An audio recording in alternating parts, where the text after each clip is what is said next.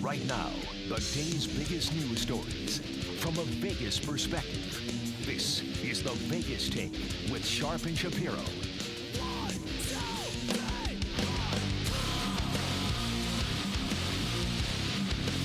All right, welcome back. It is the Vegas Take, Sharp and Shapiro. Man, it is amazing. We are approaching just about 13 hours away from 2020. It's amazing how this year has just flown by. And what I mean by that from a football perspective is the Raiders are coming to town. They have played their last game of the season. The next NFL game they play will be in Las Vegas. It's incredible. The guy we have with us on the line right now, he is probably known as one of the most outlandish of all sports fans on the planet. His real name is Wayne Mabry, but he's better known as the Violator, one of the most outlandish of, Motley Crue characters, I guess you'd call him, from the black hole. He has been following as one of the biggest Raiders fans for over 25 years. And, if you Google this guy and you see what his getup is, if you haven't already seen him on television, it's pretty cool. It's pretty awesome. He's a retired 63-year-old union carpenter. And, he paints his face the red and black. Yeah, did I say red and black? Did I really say that? Yeah, no, you did. There's no red in there. You said red and black. Yeah, there's no red in there. But anyway, Freudian slip. Wayne Mabry, known as the Violator, is joining us right now live on the line. Mr. Violator, thank you so much for joining us. How are you? What's up? Good morning. Thanks for having me on, guys. A pleasure.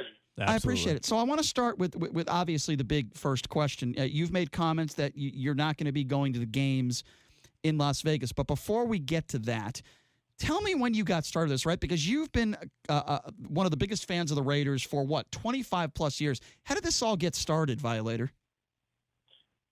Well, this whole therapy session that I'm going through started in 1991 at the LA Coliseum, just to kind of get the crowd more emotionally involved with the game, not sitting on their hands so much, being the LA cool. So I felt they needed some of that college atmosphere. So I just figured I've got this alter ego in my head, my kindred spirit, I call him. And I just released him in 91. So the rest is history. 28 years later, here we are. What is your fondest memory in the 28 years you've been doing this? Like one or two moments that you say, wow, that moment I will never forget for the rest of my life? The first one was actually meeting Al Davis and Jim Otto at the LA Coliseum. Mm-hmm. And Ursher, a friend of mine who knew what Al, they came up to go up to their boxes. He says, look, if you want to meet the man, stay right here. Mm-hmm. So just meeting them face to face and them looking at me like, what the hell is this? was one of those moments. The second one was getting inducted into the Hall of Fame in 2000 in Canton. Awesome moment. You could never dreamt it as a fan. At least I couldn't, because it wasn't about that with me. It was just about bringing that raw emotion to the football game. And that's what I still feel football is about. Absolutely, I agree with you. Okay, so for somebody that has never seen what you have looked like at a Raiders game, can you please describe it to us? Because you'll probably do a better job of it than I do. You want to describe what he looks like? No, what? Violator is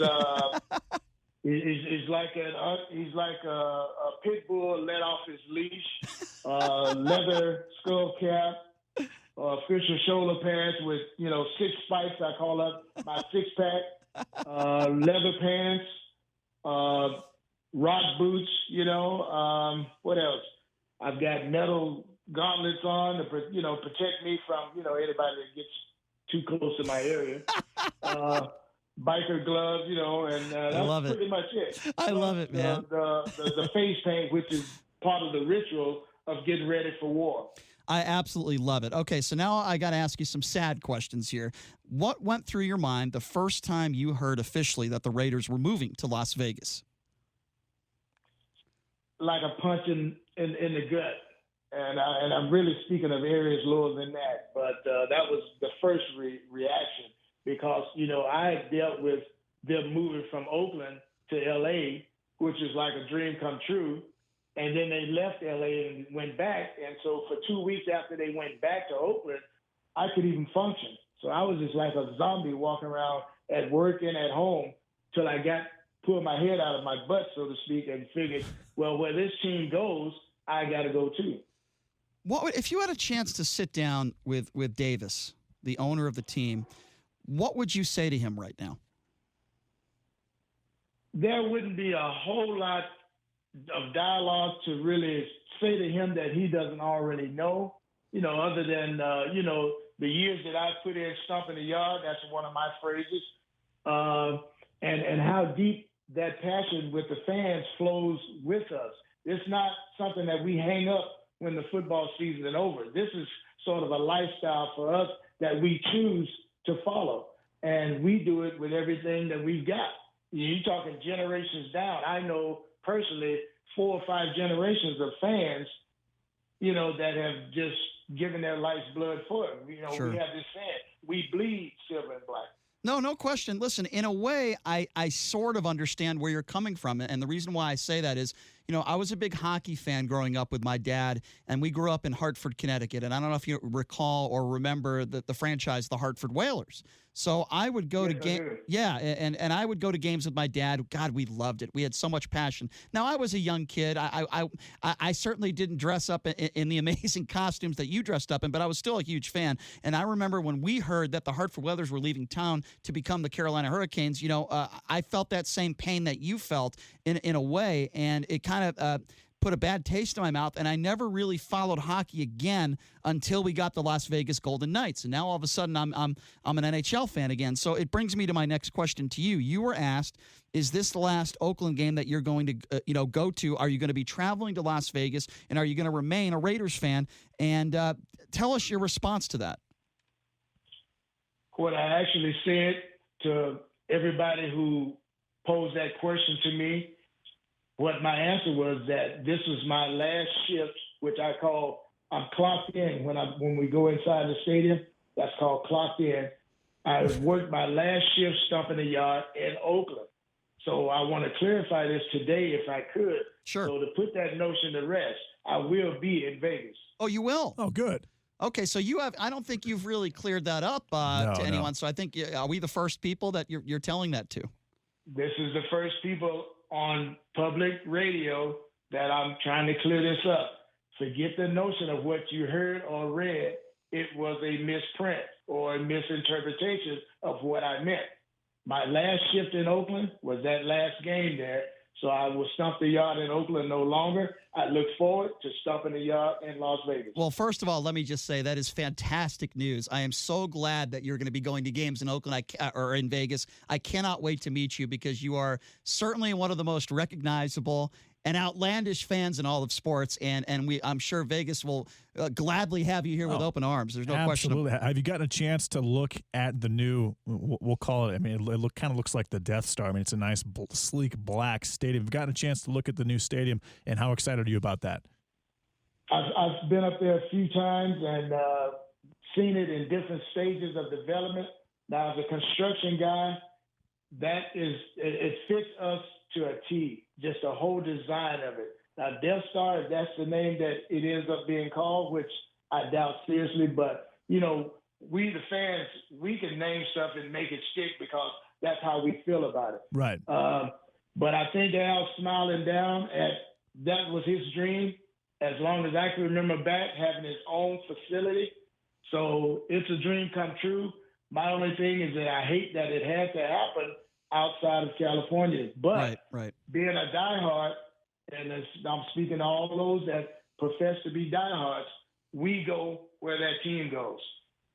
Now, I want to ask you a little bit about this because, correct me if I'm wrong on this one, but, like many of us, you live on a fixed income, right? You're retired. So let me ask you, if you don't mind, how are you going to be able to afford season tickets? Because my understanding, it is going to be a huge spike increase, no pun intended there, to what you were paying before, right? Can you talk to us a little bit about that? Financially, yes, you hit that on the head. I cannot afford the tickets, but through my years of dedication, and I've done my praying on it, I just have it in my heart that things are going to work out, and I will still be able to attend at least some of the games. Has anybody reached out to you? I mean, like people within the organization saying, "Listen, Violator, you're such a special part of our group. We'll help you out. Let's work." I mean, has anybody reached out to you at all? That has not happened. See, that's ridiculous. And I'm not really sitting here, like hanging on the Christmas ornament, waiting for that to happen. Right. But my faith and, my spiritual faith just leads me to believe that I have not gone this far just to fall off the cliff. So let me ask you this. I think someone will reach out to you, Violet. I think it's going to happen at some point soon. What if somebody was willing to sponsor you in some fashion? Like maybe it was a car dealership, a local car dealership, or maybe a radio station.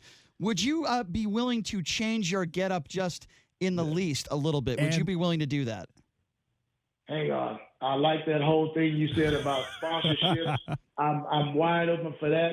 But changing up who I am, we'd have to really discuss that in long details. I think you'd actually be the first fan sponsored by a major company, so that would kind of be a revolutionary move for you. Why not let it be a first time for anything? My dream right now, I'm going to put this out on the air. My dream now is to do what John Madden did, have my own custom RV and take my act, so to speak, across the country to all the other stadiums. Oh, that's actually a good idea. I like that idea. So so if one of those nice RV companies up there in Vegas wants to do that, hey, I'm ready for it. You know what? We will gladly try to help you out in regards to that, because certainly I think you deserve it. Your dedication to this team is incredible. So let's talk a little bit about your Raiders for a second, just in general terms. Obviously a disappointing season this year. What do you make of John Gruden's tenure thus far? Do you agree with the 10-year, $100 million contract? Do you think that Derek Carr is the guy that could lead them to the promised land? Because I've said it time and time again, I don't think he's an elite quarterback, and I don't think he's the kind of guy that can get the Raiders to a Super Bowl. What do you say to that? Okay. As far as Gruden and his pay scale, that's way above my pay grade. I wish I was in his shoes, so to speak. I like Gruden's attitude. When he was there with us the first time, he brings that grit and that grinding mentality, which is what football was made around. Now, everybody says, the game has changed, blah, blah, blah. It's different. You're like a throwback fan. You're too ferocious. It's entertainment. It can be all of that, but it's still football. Until you draw it up different, then don't talk to me about, the game has changed. Now, as far as Derek Carr, that's the best we've got since Rich Gannon. I'm going to ride it with him until somebody comes and beats him out. Now, football being a team game, it's no one superstar quarterback that's going to win any championship by himself. It is a team sport, and until you get your heads wrapped around that, all the pieces have to work in unison with each other. That's what makes championship football teams. And I see that coming if they keep putting these youngsters together with that right mindset. Yeah, I think that Mike Mayock has done an unbelievable job, especially with this last rookie class. I mean, I don't know, most people don't know this, but Max Crosby actually had as many sacks, more tackles for loss, more tackles and forced fumbles than Nick Bosa, the number two pick in the draft. And Jonathan Abrams coming up. Obviously, Josh Jacobs had a big year, Cleveland Farrell. How do you think they're going to draft this year with their 12th or 19th pick, the position-wise? Me personally, yeah, I see our Achilles heel being our defense. We need to show up that linebacking core, and you can tell that's my favorite position. Right. We need to show that up because we haven't really had any heavy hitters back there since Matt Millen, Greg Biekert back in those days. We need guys like that who are smart. And like I want to say this, when the league suspended our alpha dog, which was Burfitt, they knew that was going to cut off your big toe off your foot, so to speak. Right. You're going to be out of balance the whole time. And anybody that watched the game and just watching it for the sport itself could see that all this talent that we had amassed was still lost because they didn't have that leadership voice, a la Charles Woodson back there in his last season. Mm-hmm. Keeping the guys in proper positions and not looking like Keystone Cops running around. Right. A Violator, you cleared something up that you are still going to support the team and you plan on going to games here in Vegas. You didn't say you're going to go to all the games or be a season ticket holder, but you're still going to go to games. So I want to clear something. Maybe you could clear this up with us. You've suggested that you might have to sell your home near Riverside, California, and you might have to sell all of your body armor to be able to afford a seat license and season tickets here. Is that true? And are you still considering selling your home to be able to go to games here? Will never sell my home, brother, because this was a second blessing for me. Well, actually, my third home. This is my retirement spot. This is where I'll be if you want to find me. Come get some.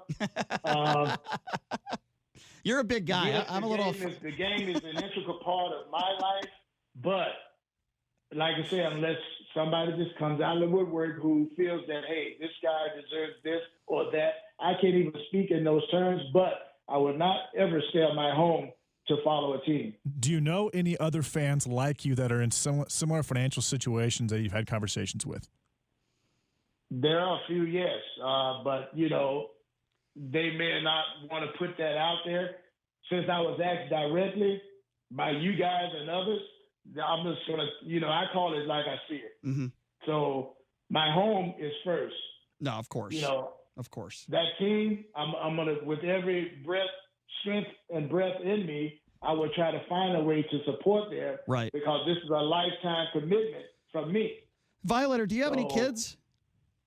Yes, I have. All my kids are grown. So when your kids see you, like, I don't know, go back 15, 20 years ago, when your kids see you on national television and their dad is wearing all that getup, what do they say to you? Like, how did they react to that growing up?